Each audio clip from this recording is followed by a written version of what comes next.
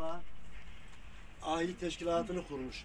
Ahilik arkadaşlar 1300'lü yıllarda esnaf teşkilatı. Biraz sonra ona gireceğim. Biraz sonra oraya arkadaşlar geçeceğiz. Cacabey Gökbilim Medresemiz var. 1300'lü yıllarda atalarımız rasathaneyi kurmuşlar. Roketlerin tasarımını yapmışlar. Yine 1300'lü yıllarda edebiyat dilinin Farsça olduğu bir dönemde Aşık Paşa'mız Garipname'yi Türkçe yazmış. 12.000 beyitlik Garipname'yi. Bu sene de Süleyman Çelebi yılı.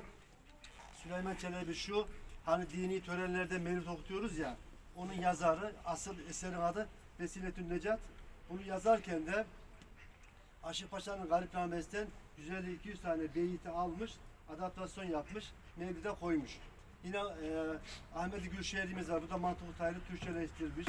Bir de Yunus Emre var. Biraz sonra oraya da gideceğiz. Yunus Emre'nin 13 yerde, Türkiye'de 3 yerde, Azerbaycan'da mezarı var. Kırşehir'de 3 tane yeraltı şehrimiz var. 6 yerde kazı yapıyoruz. 7 tane coğrafi işaretimiz var. Seyfe Ramsar alanımız var. Sulak alanımız. 24.000 civarında ahire